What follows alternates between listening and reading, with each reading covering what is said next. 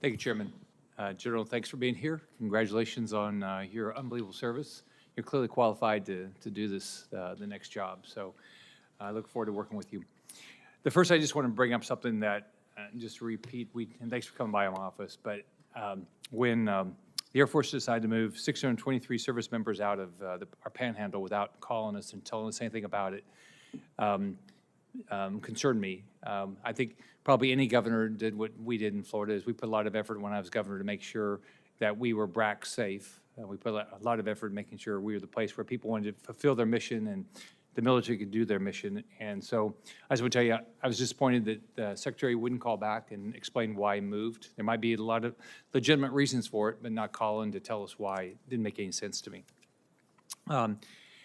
First, a couple of questions. Next, Homestead. We talked about this a little bit. You know, it's I think the closest air base to Latin America, and it's a way to project power to Latin America. It's important to the community of Homestead Air Force Base. And when General Brown was testifying, he said that you know, he believes that quote Homestead still has a mission and will still have a platform to operate from there. So can you talk about what you believe is going to happen with Homestead over the next 5 years?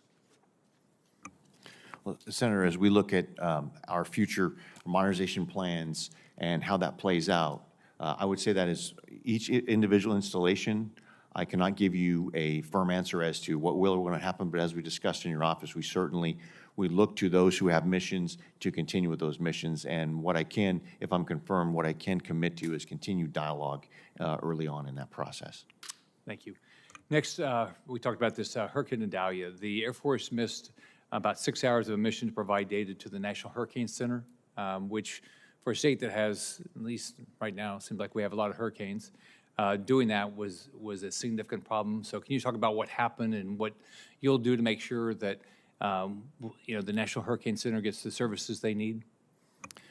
Yes, Senator, and again, I would like to say that, you know, hats off to the recovery effort that was there, and you know, I feel terrible about the damage that was caused by Idalia, but Florida has certainly proved to be resilient through hurricanes. With respect to the Hurricane Hunter mission, I will say that as usual during hurricane season, they are very, very closely associated and in conversation with NOAA, and they position themselves in a place where they see as the largest threat, if you will, of the hurricane. And so they were dispersed in places like St. Croix, where there was also a storm brewing.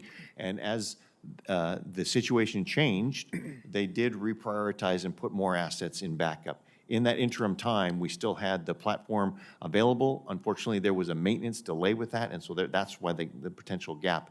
But by the time it became a Cat 2, we already had the forces from St. Croix redeployed and ready to support Idalia. And I would say I shouldn't get off the stage with just congratulating what those hurricane hunters do, much like the folks who do the MAFS firefighting. That's dangerous business, and they do it every summer. Yeah, I don't think I would want to be up there, so, what they do.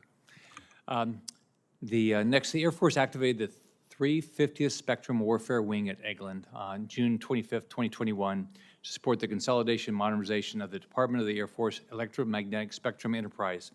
Can you talk about the importance of this, and how do you see what the Air Force's role is going to be going forward with regard to this? Yeah, Senator, thank you. We've been talking here in bits and pieces here about electromagnetic warfare and spectrum and maintaining the spectrum. This is something that we're understanding. It's evolving from something we used to think about as spectrum management, which was when you operate in different frequencies here. We're finding this is much more integrated into the way of war. And the idea of a spectrum warfare wing that understands not only how we operate within the spectrum, but what our vulnerabilities might be, what the adversary's vulnerabilities might be. And this spectrum warfare is really integrating with the other traditional parts of warfare and ensuring that we can have our air superiority, we can support our strike missions, all those by not just managing spectrum, but protecting our own vulnerabilities and exploiting those of our adversaries. And I think that's the exciting part. And I see this as an expanding mission, because it is going to be part and parcel to the future of warfare. And if we're going to try and prosecute that many targets at that amount of time, we have to be able to dominate spectrum. And I'm really excited about what the folks are doing down at the 350th. Thanks for your service, and congratulations on your nomination. Thank you, Senator.